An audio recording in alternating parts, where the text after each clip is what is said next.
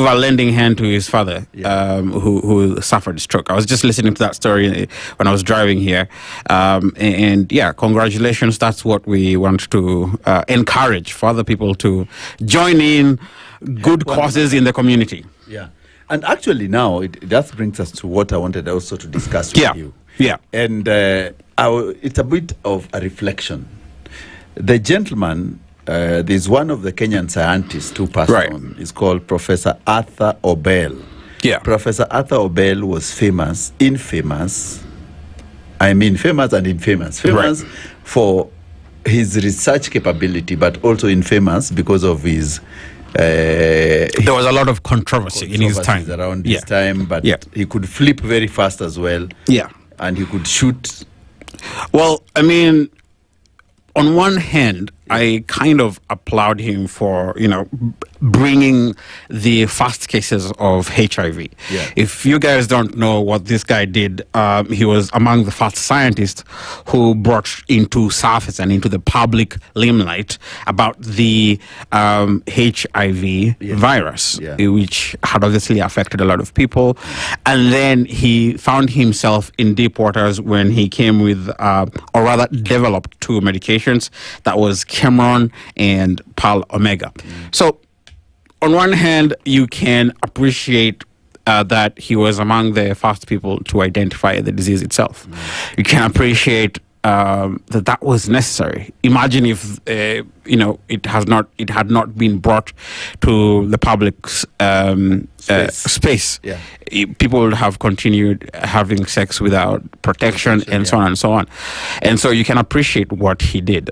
But that being said, because he was a researcher, he also came up with these two medicines.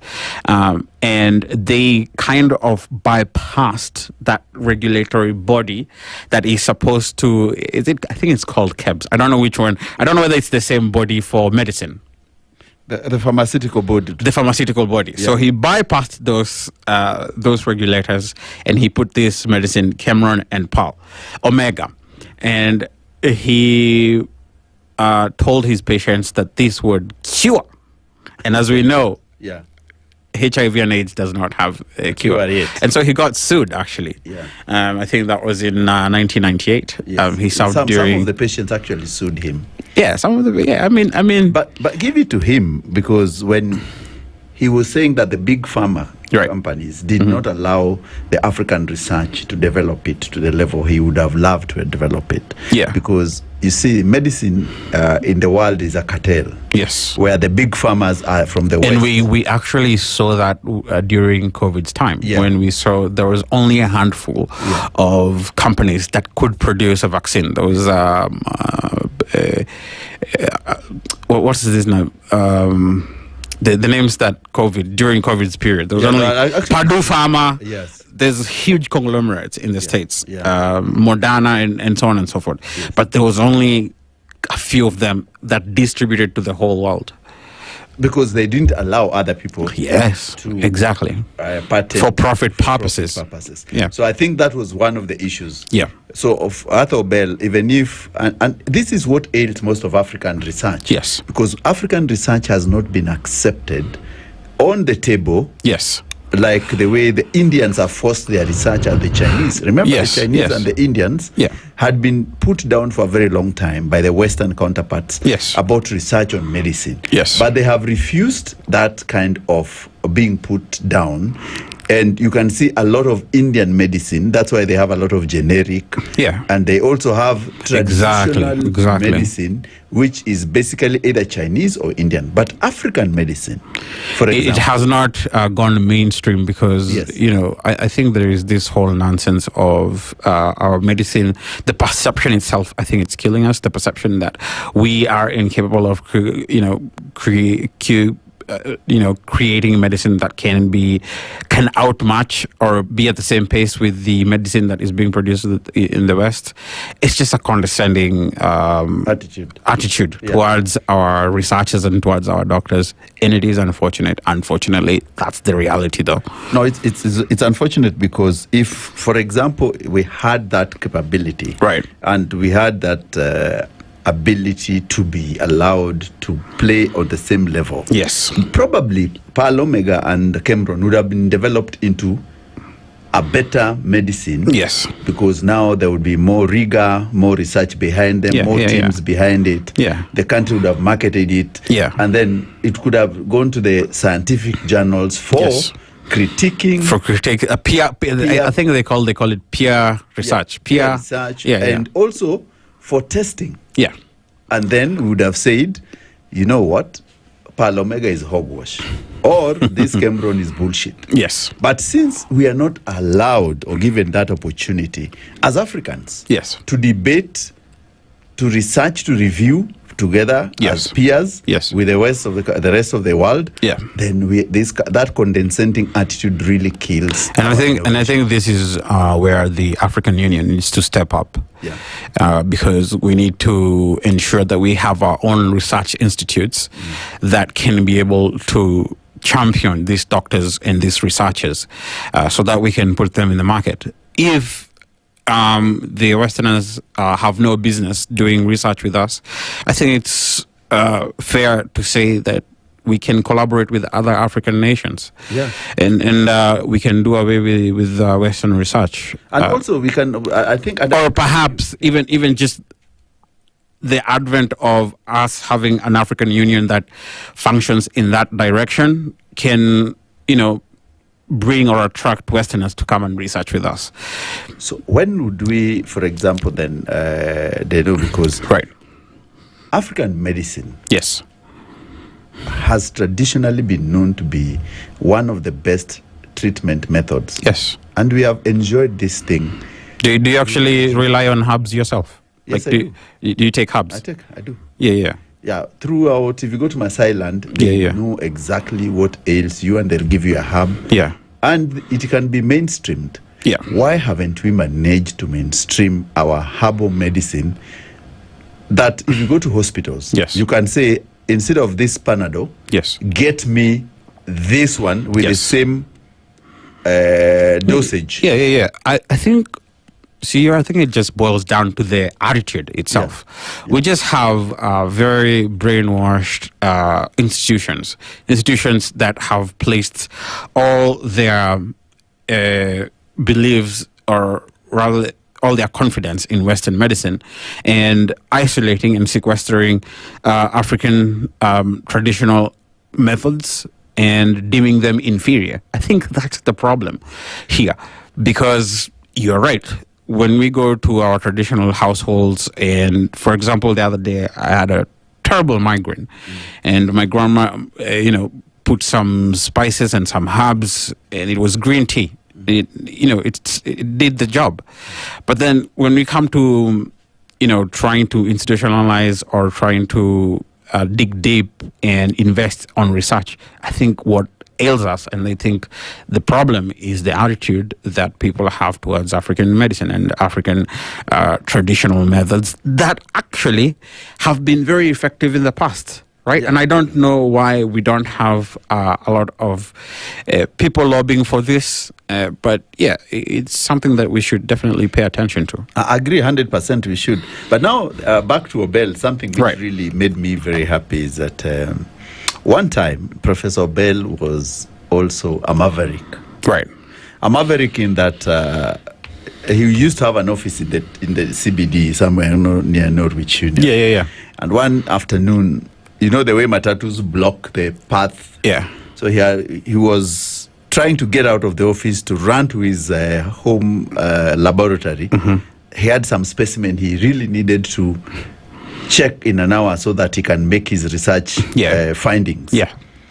And the way our matatus are crazily arrogant, ignorant, and they don't give a hoot. Yes, there is that element, we call it lack of courtesy. Completely. Yeah. So Professor stepped out of his car and told him, please, can you allow me to pass, and then you can bring back your matatus here? Yes. I just pass. Yeah. The guy told him, one of the conductors told him, you can jump over. Well, that's a very silly statement to make. Professor had a temper. Right. He walked into his car, and in the back seat he had a shotgun. Really? He unleashed it. and shot towards the Makanga. The dog. He actually fired? He fired. Shots fired? Fired. Yeah. So what happened? He missed the Makanga though, but the door of the matatu fell off. And everyone scattered. It was a whole melee. Right. So, wow. Professor Ben. But I'm sure that matatu driver still to date cannot, if he's still a conductor. So Professor passed. And those guys went to police. Accusing, obviously creating allegations against. Yeah. And the question was, if they had not stopped who carries the shotgun first? Listen. I know one thing for sure, CEO, that there's a handful of gangsters. Yes. In Nairobi, there's a handful of people who have lived in the United States, and they still believe in that indelible American First Amendment right. Wild West. No. I think it's the Second Amendment, which allows Americans to carry and bear firearms, and it's like a God-given right. And I know for sure. I've met a few people here in Nairobi who still carry firearms. but for that incident that you have just narrated, yes, I'm telling you, bruh, like, he must have really had a temper. Serious temper. To go and unleash a shotgun behind him. Yeah. He had a very short fuse. Short. So that's when we remember Professor Bell, apart from the big research and trying to develop the medicine, he also had those moments. These moments are the reflections of a great man.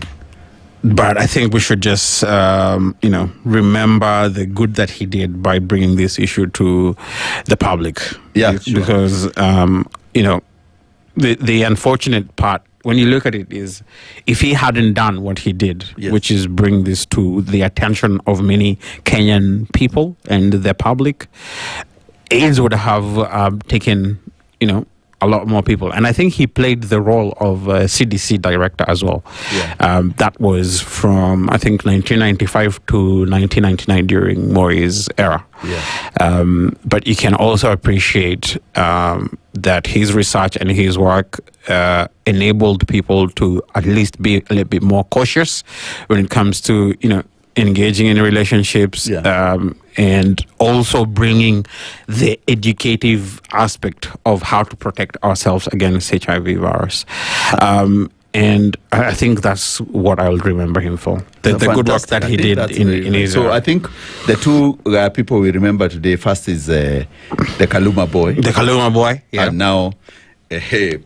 Professor Obel, and I think our listeners out there, you have been sending messages, and let me read a couple of them. They know. Yeah. The first one is from Jackie Soni Kadija. You're saying, Kaluma boy, it's Kenyans for Kenya. Fantastic there. Patrick Mwangi, you're saying watching live from Nanyuki. Emmanuel Mwaga, you're saying Bondeni Ngong, Kajiado, we are following. And that's not only you're not only the guys who are following, there are very many other people. Evelyn Mando Kavaya, you're saying listening, and a blessed week, you are from Riyadh. Zablon Kampala, you're saying tuko pamoja. Then there's Muredi MC wa Mashafashi kutoka Mlintini Mwati Meru. Nani wanaitwa Mashafashi? Mashafashi, by telling you. And then Jonah Adil Rasta Gadiga stage and do the as usual. And Patrick Mwangi, you're saying tuned in ukiwa na nyuki. Journalist Derek Wafula, you're saying you're locked kama pamoja. Uko na Moses Juma, Director Stano na Lando na Simon Simba wa Maraka and Isaac Odaba.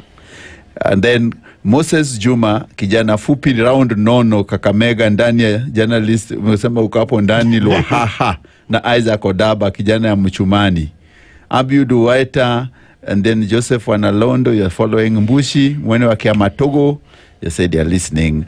Mwana Liverpool, Kennedy Wawire, and Nico Kinywa, Pure Hearted, you're saying you're locked in Mshomoromni, Mombasa. Obo Paulista, Harun Masika Namayana, you're saying you're following. And there are so many other people I can see who have said that we are doing a good job. And we encourage everyone out there to keep listening. We've got a lot more going on. Yeah, and also Lumadede, you've said DJ Cham. You are giving us a very good throwback music. Lumadede, we see you on the Twitter. Sometimes I always feel like DJ Cham has more fans than us. Yeah, because he's a super DJ. He's a smooth guy. Yeah, he's a smooth guy. He's a smooth guy. So I think when we'll take a short break, and then when we come back, we usher in our super DJ to play for us a good mix of music as we come for the next part of our conversation. Keep listening. It's SpiceFM 94.4. You are listening to The Spice Drive, only on 94.4 Spice FM, Nairobi. How many minutes did we go?